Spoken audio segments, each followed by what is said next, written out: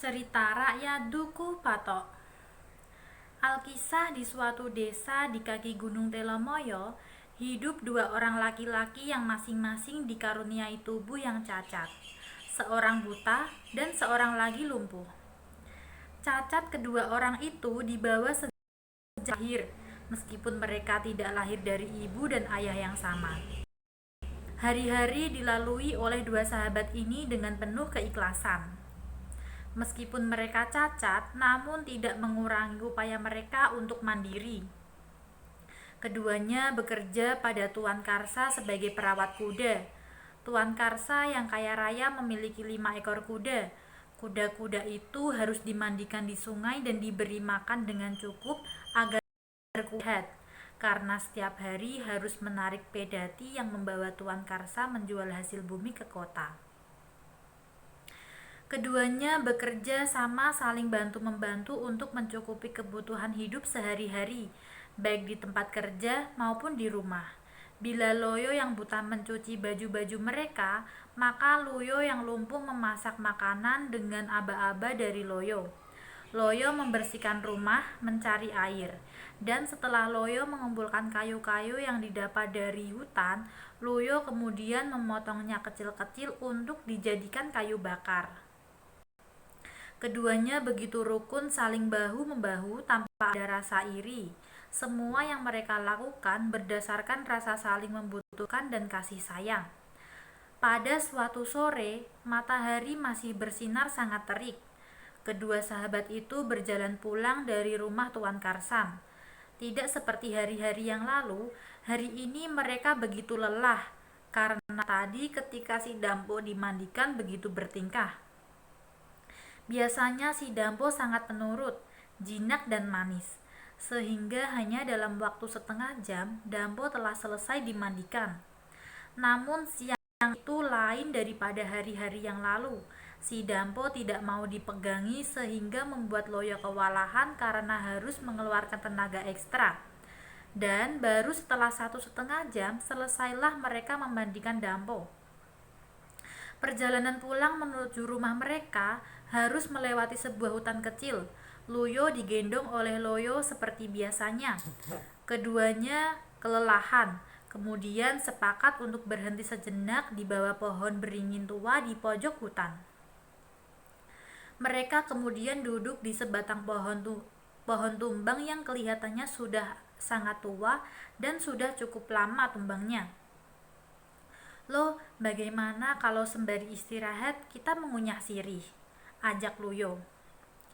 Aku setuju, Kak. Begitu Loyo memanggil Luyo, karena dari segi usia Luyo memang lebih tua. Keduanya kemudian mulai meramu kinang, perlengkapan makan sirih yang terdiri dari daun sirih, pinang, dan sirih. Saat mereka menemukan pinang yang akan digunakan untuk meramu sirih masih utuh, Luyo bermaksud mencari landasan untuk memotong-motongnya. Loh, dipotong pakai landasan yang kita gunakan untuk duduk ini saja, kata Luyo sambil sedikit menggeser pantatnya agar masih ada ruang untuk Loyo memotong sirih. Iya, Kak, jawab Loyo sambil mengeluarkan pisau dan mulai memotong pinang. Hah, apa ini, Kak? Mengapa landasan kayu yang kita duduki dan saya gunakan untuk landasan memotong pinang mengeluarkan getah? Aduh, mengapa getah yang keluar berbau amis sekali? Seru Loyo pada Luyo. Coba kulihat, jawab Loyo sambil mengambil getah yang keluar dari landasan. Loh, ini bukan getah pohon, namun darah. Seru Luyo. Yang benar, Kak, kata Loyo.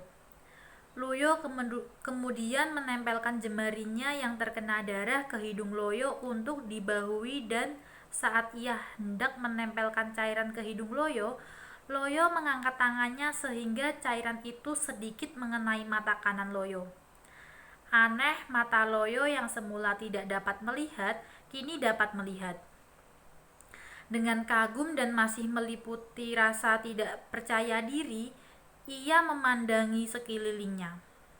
Pohon-pohon berwarna coklat dan hijau, batuan, tanah, bunga cubung yang berwarna ungu, dan ketika ia menengadah, ia menyaksikan langit begitu biru dihiasi burung-burung yang berterbangan, dan lebih terkejut saat dilihatnya Luyo.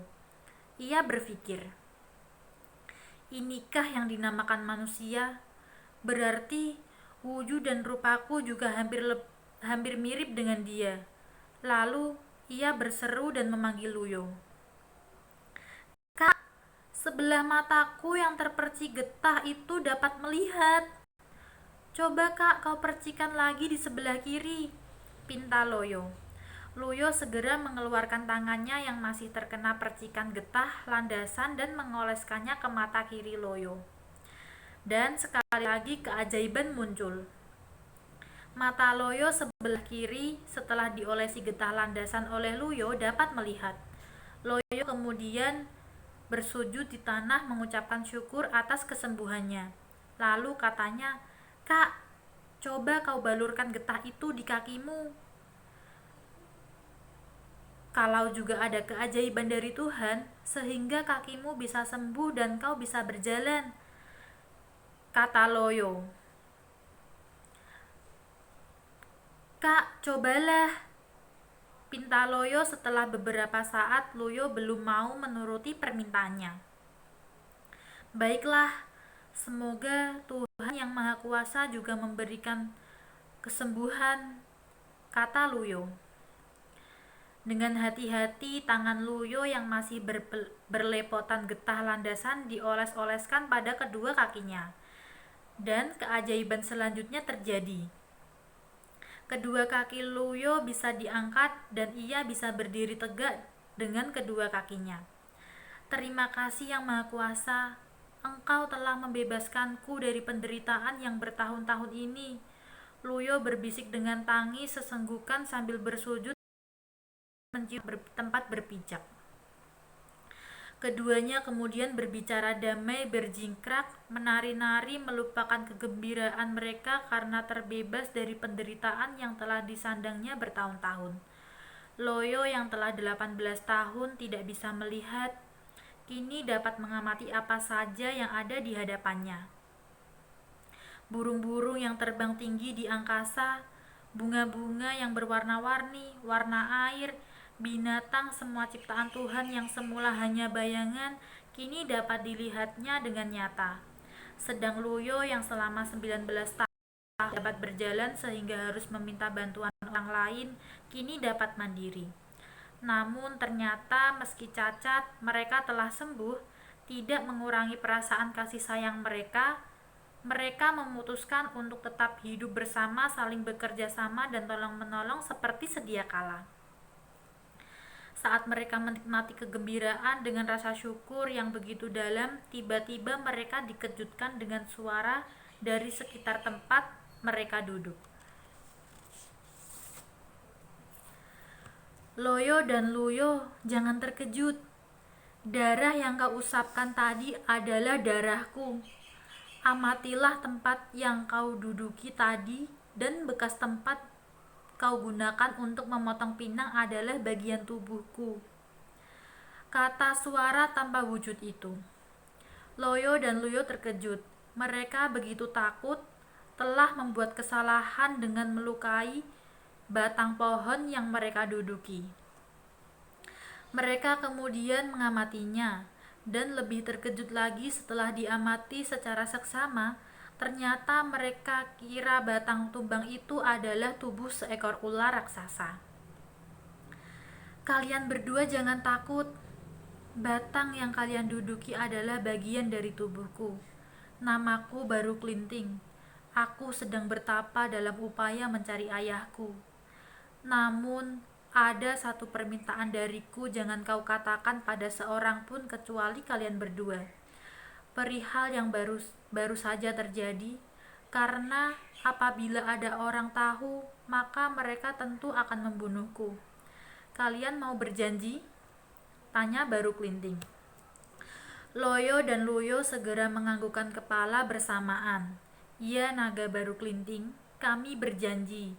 Apabila kami nanti sampai memberitahu orang lain, kami tidak akan selamat," kata Loyo dan Luyo.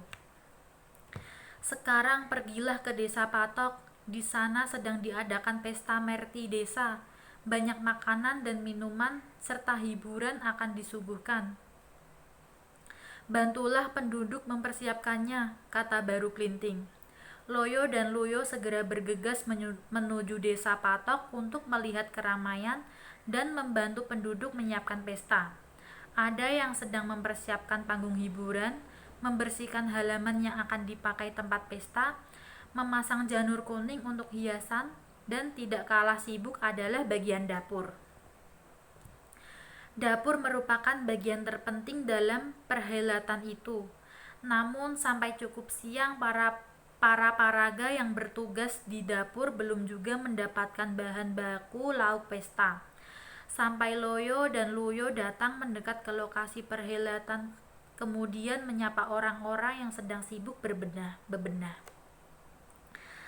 Selamat siang Kisanak, kami pengembara kebetulan lewat. Kalau boleh tahu, ada acara apakah hari ini di desa Patok? Kami lihat penduduk semua sibuk, kata Luyo pada segerombolan orang yang sedang menghias panggung. Beberapa orang menoleh dan salah satu di antaranya menjawab, perayaan merti desa. Setiap setahun sekali diadakan keramaian untuk menghibur masyarakat dan selamatan agar Tuhan Yang Maha Esa selalu memberikan kesejahteraan bagi desa Patok, jawab kepala desa.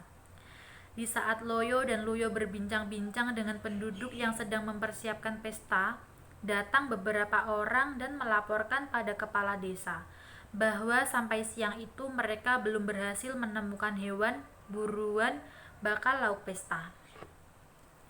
Terjadi sedikit keributan karena kepala desa menganggap bahwa orang-orang yang bertugas mencari hewan buruan tidak becus dalam bekerja dan petugas menjadi tersinggung. Melihat keributan itu, Loyo dan Luyo berusaha untuk menjadi penengah. Saudara sekalian, saat ini memang musim kemarau panjang sehingga hewan buruan jarang muncul karena rumput merangas. Untuk itu, apabila bapak-bapak berkenan, akan kami tunjukkan daging binatang yang dapat kalian suguhkan di perhelatan ini. Kata Loyo tenang dan sedikit takut menyinggung kepala desa. Apa? Di sekitar sini ada daging binatang yang bisa dimasak, kata mereka serempak. Ya, mari ikut kami, kata Loyo. Saat mereka akan bergerak menuju tempat Baru Klinting melingkarkan badannya di Bukit Telomoyo, Luyo berbisik pada Loyo. Loh, apa kamu lupa janji kita pada Baru Klinting? Loyo yang diingatkan terkejut lalu menjawab. Ah, lupakan. Dia kan hanya seekor ular, mana bisa, kata-katanya bertuah. Yang penting kita dapat membantu penduduk agar kita dapat diterima di sini, jawab Loyo kalem. Loyo lupa bahwa mereka telah berjanji pada Ki Baru Klinting bahwa mereka tidak akan memberitahukan pada siapa saja perihal Ki Baru Klinting dengan taruhan keselamatan mereka. Bagaimana ini? Jadi menunjukkan pada kami lokasi binatang buruan yang dagingnya dapat dijadikan lauk pesta, kata kepala desa. Ya, mari kita segera berangkat, kata Loyo. Loyo menjadi petunjuk jalan bagi rombongan diikuti penduduk yang bersemangat mencari daging bekal lauk pesta. Sedang Loyo dengan perasaan bersalah dan takut mengkhianati janji mengikuti paling belakang. Setelah berjalan cukup jauh, sampailah di lokasi tempat mereka sembuh oleh percikan darah naga Baru Klinting. Saudara-saudara, coba kalian perhatikan yang tampak sebagai kayu di bawah pohon beringin tua itu, kata Loyo. Ya, itu batang kayu yang tumbang, kata kepala desa. Salah. Yang tampak sebagai batang kayu tumbang itu sebenarnya adalah badan seekor ular naga yang sangat besar. Coba kalian perhatikan. dan ikuti secara seksama sampai di mana kita temukan kepala dan ekornya, kata Loyo bersemangat. Kepala desa dan penduduknya mulai meraba badan Ki Baru Klinting yang disangka batang pohon tumbang.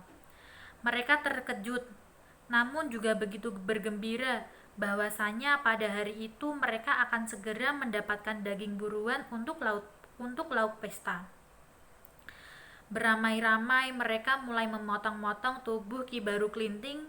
Berapa lama daging yang mereka kumpulkan sudah sangat banyak sehingga merasa tidak perlu untuk sampai menemukan ekor dan kepala Ki Baru Klinting. Mereka berpikir bila daging masih tersisa akan diambil besok lain hari untuk mereka. Daging segera dimasukkan dalam karung-karung dan anehnya begitu mereka akan meninggalkan tempat, Parto menjerit. Kak Luyo, oh bagaimana ini? Semuanya jadi gelap gulita. Aduh kak, aku tidak bisa melihat apa-apa.